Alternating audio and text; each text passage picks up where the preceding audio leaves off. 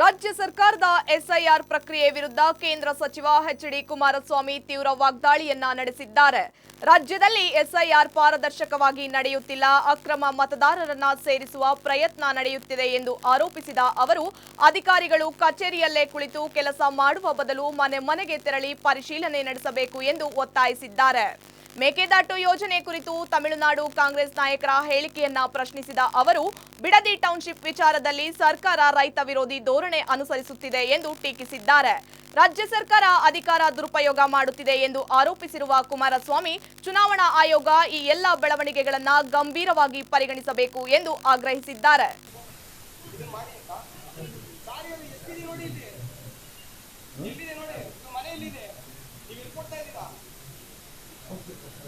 ಇದು ಯಶವಂತಪುರ.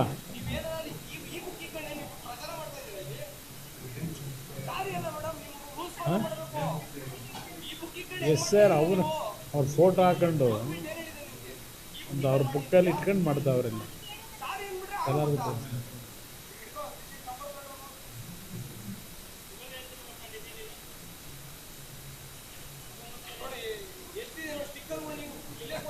ಸ್ಟಿಕ್ಕರ್ಗಳು ಮನೆಗಂಟಿಸ್ತಾ ಇಲ್ಲ, ಎಲ್ಲ ಫುಲ್ ಕಂತೆ ಇಟ್ಕೊಂತಾರೆ. ಆಯ್ತಾ, ತೀರ್ಕೊಂಡು ಹೋದಂಥವ್ರು ಇಲ್ಲ ಬೇರೆ ಕಡೆ ವರ್ಗಾವಣೆ ಆಗಿರ್ತಕ್ಕಂಥವರ ಪರಿಷ್ಕೃತ ಪಟ್ಟಿಯನ್ನು ಮಾಡ್ತಕ್ಕಂಥದ್ದು. ಈ ರೀತಿ ಒಂದು 4-5 ನಿಯಮಾವಳಿಯನ್ನು ಕೊಟ್ಟು ಇವರಿಗೇನು ಪರಿಷ್ಕರಣೆ ಮಾಡಲಿಕ್ಕೆ ಹೇಳಿದ್ದಾರೆ. ಇವ್ರು ಮಾಡ್ತಾ ಇರ್ತಕ್ಕಂಥದ್ದೇನು, ನಿನ್ನೆ ದಿನ ರಾಮನಗರದ ಚೌಲ್ಟ್ರಿಯಲ್ಲಿ ನಡೀತಾ ಇದ್ದಂಥ ವಿಷಯಗಳನ್ನು ಹಲವಾರು ಚೌಲ್ಟ್ರಿಗಳಲ್ಲಿ ತಾವೆಲ್ಲ ತಮ್ಮ ಮಾಧ್ಯಮದಲ್ಲಿ ಇವತ್ತೇನು ಜನತೆ ಮುಂದಿಟ್ಟಿದ್ದೀರಿ. ಈಗ ನಿಮ್ಮ ಮುಂದೆ ನಾನು ಇಟ್ಟಿರ್ತಕ್ಕಂಥದ್ದು ಯಶವಂತಪುರದ ಮಹಾನ್ ನಾಯಕರು ಭಾಳ ಚೆನ್ನಾಗಿ ಮಾತನಾಡ್ತಾರೆ. ಪಾಪ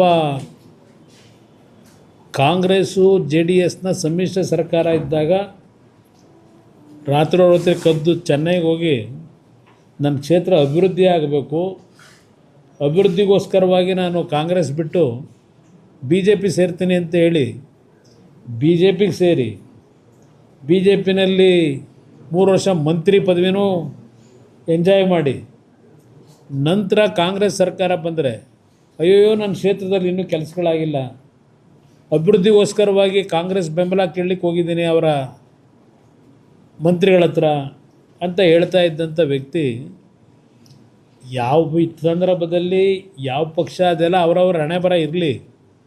ಇವತ್ತು ಈ ಒಂದು ಪ್ರಕ್ರಿಯೆಯಲ್ಲಿ ಈ ಅಧಿಕಾರಿಗಳಿಗೆ ಅವರ ಒಂದು ಬುಕ್ಲೆಟ್ಗಳು, ಅವ್ರ ಫೋಟೋ ಇರ್ತಕ್ಕಂಥ ಬುಕ್ಲೆಟ್ಗಳಲ್ಲಿ ಅದು ಮತದಾರ ಲಿಸ್ಟ್ ಇಟ್ಕೊಂಡವರು ಏನು ಇಟ್ಕೊಂಡಿದ್ದಾರೋ ಅದೆಲ್ಲ ತನಿಖೆ ಆಗಬೇಕು.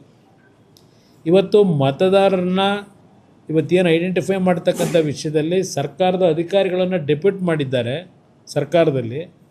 ಬಹುಶಃ ಈಗಿನ ಸರ್ಕಾರದಲ್ಲಿ ಇವ್ರಿಗೆಲ್ಲರಿಗೂ ತಯಾರು ಮಾಡೇ ಕಳಿಸಿದ್ದಾರೆ. ಇಡೀ ರಾಜ್ಯದ ಅಧಿಕಾರಿಗಳಿಗೆ ಈ ಸರ್ಕಾರದ ಗುಲಾಮರಾಗಿ ಕೆಲಸ ಮಾಡಿ ಅಂತ ಹೇಳಿರಬೇಕು ಬಹುಶಃ. ಇವತ್ತು ನಿಮಗೆ ರೆಡ್ ಹ್ಯಾಂಡ್ ಆಗಿ ಯಾವೊಬ್ಬ ಅಧಿಕಾರಿ ಇವತ್ತು ಪ್ರಾಮಾಣಿಕವಾದ ಕೆಲಸ ಮಾಡಬೇಕು ಪಾರದರ್ಶಕತೆಯಿಂದ. ಯಶವಂತಪುರದ ತಾವರೆಕೆರೆ ಭಾಗದಲ್ಲಿ ಇವತ್ತು ಬೆಳಗ್ಗೆ ನಮ್ಮ ಕಾರ್ಯಕರ್ತರು ಇದನ್ನೇನು ಸೀಸ್ ಮಾಡಿದ್ದಾರೆ, ಆ ಹೆಣ್ಣುಮಗಳು ಇವತ್ತು ಅಧಿಕಾರಿಯಾಗಿ ಏನು ಕೆಲಸ ಮಾಡ್ತಾರೆ, ಸಾರಿ ಕೇಳ್ತಾರೆ. ಇನ್ನೊಬ್ಬ ಅಧಿಕಾರಿ ಬರ್ತಾನೆ, ಆಯಿತು ಈಗ ಮಾಡಿದ್ದು ವೀಡಿಯೋ ಮಾಡಬೇಡಿ ಅಂತಾನೆ.